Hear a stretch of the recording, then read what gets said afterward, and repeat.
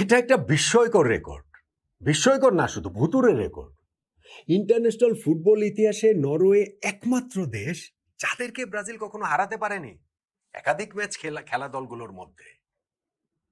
এটা কি হয়? মানে কোনো একটা পরাশক্তি হলে তাও না হয় বুঝে নিতাম। বিষয়টা তো তা না, নরওয়ে বিশ্ব ফুটবলের এমন কোনো পরাশক্তি না। কিন্তু ব্রাজিলের মুখোমুখি যে ৪টা ম্যাচ হয়েছে তার মধ্যে নরওয়ে ২টাতে জিতেছে, ২টা তারা ড্র করেছে। ফলে আজকে যখন ব্রাজিল নরওয়ে রাউন্ড অফ 16 এর ম্যাচটাতে মুখোমুখি হচ্ছে সেইখানটাতে কিন্তু ইতিহাসের এই পিছু ধরাটা ব্রাজিলের থাকছেই। আর নরওয়ের যেসব দলকে ব্রাজিল হারাতে পারেনি ১৯৮৭, ১৯৯৭, ১৯৯৮, সেবার বিশ্বকাপ ২০০৬, সেই দলগুলোতে তো আর্লিং হাল্যান্ড ছিলেন না।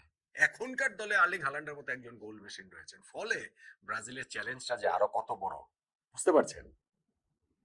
ইন্টারন্যাশনাল ফুটবলে ব্রাজিল মোট কতটা অপোনেন্টের এগেনস্টে খেলেছে আমি একটু খুঁজে বের করে দেখার চেষ্টা করছিলাম। ওই শুরুর দিকের অনেক রেকর্ড টেকর্ড তো নেই, সেই কারণে বিভিন্ন জায়গায় বিভিন্ন তথ্য পাচ্ছি। ধরেন ৮৩টা অপোনেন্ট, ৮৮টা অপোনেন্ট, ৯৪টা অপোনেন্ট, ধরেন অ্যারাউন্ড ৯০টা অপোনেন্টের বিপক্ষে ব্রাজিল খেলেছে। তার মধ্যে কিছু কিছু দলের বিপক্ষে একটা করে ম্যাচ খেলেছে, ওইটাকে ব্র্যাকেট বন্দি করে রাখা যায়। বিশ্বকাপে যেমন ব্রাজিল হারাতে পারেনি কেবল ৩টা দেশকে, পর্তুগাল, হাঙ্গেরি এবং এই নরওয়ে। আর ওভারঅল ব্রাজিল যত ম্যাচ খেলেছে তার মধ্যে একাধিক ম্যাচ খেলেছে এরকম দলগুলোর মধ্যে একমাত্র নরওয়েকে ব্রাজিল কখনো হারাতে পারেনি। এটা আসলে বিস্ময়কর রেকর্ড না শুধু, এটা আসলে ভুতুরে রেকর্ড। এবং আর্লিং হাল্যান্ডের যে গোল স্কোরিং রেকর্ড সেটাও কম ভুতুরে নয়। এই হালান্ডকে আজকে কিভাবে ব্রাজিল ঠেকাবে, তাদের কৌশলটা আসলে কি হবে, হালান্ডকে না ঠেকাতে পারলে নরওয়েকে ঠেকানোটা ব্রাজিলের জন্য মুশকিল হয়ে যাবে। এবং যেই রেকর্ডটা পাল্টে দেওয়ার চ্যালেঞ্জ ব্রাজিলের সামনে, হালান্ডকে না আটকাতে পারলে সেই রেকর্ডটাকেও ব্রাজিল ভেঙে দিতে পারবে না। মানে তাদের যে একটা কুফা নরওয়ে, সেই কুফাটা তারা কাটাতে পারবে না। তাহলে আর্লিং হাল্যান্ডকে ব্রাজিলের ঠেকাতে হবে। ঠেকাবেটা কিভাবে? আর্লিং হাল্যান্ডের গোল স্কোরিং রেকর্ডটাও কম বিস্ময়কর না, সেটা ভুতুরে না, কিন্তু ধরেন বিস্ময়কর। এবারে ওয়ার্ল্ড কাপে ৩টা ম্যাচ খেলে ৫টা গোল করেছেন। আচ্ছা, এটা যথেষ্ট বিস্ময়কর হলো না? বিশ্বকাপ বাছাই পর্বে তিনি ৮টা ম্যাচ খেলে ১৬টা গোল করেছেন। বিস্ময়কর না? বলেন তো দেখি।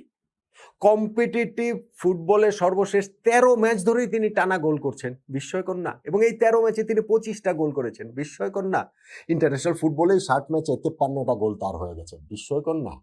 সো এই গোল মেশিন আর্লিং হাল্যান্ডকে আসলে কিভাবে ঠেকাবেন? এই দেখেন বিশ্বকাপের যে লাস্ট ম্যাচটা রাউন্ড অফ 32 তে পুরা ম্যাচটা মোটামুটি তিনি ঘুমিয়েই থাকলেন। কিন্তু ওই যে ৮৬ মিনিটের সময় ঘুম থেকে জেগে উঠে জাস্ট একটা টোপকের মতো করে ম্যাচটা তিনি জিতিয়ে দিলেন। ফলে ব্রাজিলের কিন্তু এই বিষয়টাতে খুবই সাবধান থাকতে হবে যে হাল্যান্ডের বিষয়ে, হাল্যান্ডকে তারা কিভাবে সামলাবে, সেই কৌশলটা আসলে কিরকম হবে। আমি এটা কয়েকটা জায়গা নিয়ে একটু আলোচনা করতে চাই। যেমন নাম্বার ১, হালান্ডকে আটকাতে হলে হালান্ডের কাছে বলই যেন না পৌঁছতে পারে সেই ব্যবস্থাটা করতে হবে। এবং সেই ক্ষেত্রে সবচেয়ে বড় ব্রাজিলের যে কৌশলটা সেটা হচ্ছে মার্টিন ওডেগার্ডকে গার্ড দিয়ে রাখা। মানে মার্টিন ওডেগার্ড যেন খেলাটা ডিকটেট করতে না পারেন। নরওয়ের মূল প্লেমেকার তিনি। নরওয়ের এই ট্যাকটিক্সটা খুবই সহজ।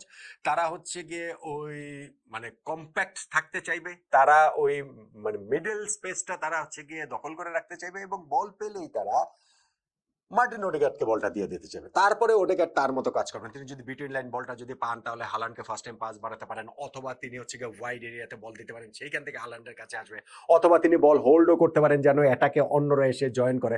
ফলে ওডেগার্ড হচ্ছে গিয়ে এই নরওয়ে টিমের মূল প্লে মেকার, তাকে ওই যেন তিনি প্লেটা ডিকটেট করতে না পারেন হালান্ডকে আটকানোর জন্য, এইটা ১ নাম্বার পূর্ব শর্ত বলে আমার কাছে মনে হয়। এখন ওডেগার্ডকে আটকানোর জন্য কি করতে পারে? একটা ব্রাজিল করতে পারে যে তাকে ম্যান মার্ক করতে পারে, যে না ঠিক আছে ওদেরকার যেখানে তার সাথে একজনকে দিয়ে দিল। কিন্তু ওইটা আসলে ব্রাজিল করবে বলে আমার কাছে মনে হয় না। তাতে নিজেদের খেলাটাও অনেক বেশি ক্ষতিগ্রস্ত হবে। ব্রাজিল সেটা নরওয়ের মতো দলের বিপক্ষে করবে না, ওডেগার্ডের বিপক্ষে সেটা করতে পারবে না। করবে না। আর আরেকটা যেটা করতে পারে সেটা হচ্ছে ওডেগার্ডের জোনে বলটা গেলে প্রেস করা, এইটা ব্রাজিল করতে পারে। আর আরেকটা খুব গুরুত্বপূর্ণ সেটা হচ্ছে গিয়ে তার পাসিং লেনটা ব্লক করে দেয়া। মানে ওডেগার্ডের কাছে যেন বলটাই না যেতে পারে, এবং সেই যে প্রেস করা এবং পাসিং লেন ব্লক করা, এইটা ব্রাজিলের একেবারে টপ থেকেই করতে হবে। ধরেন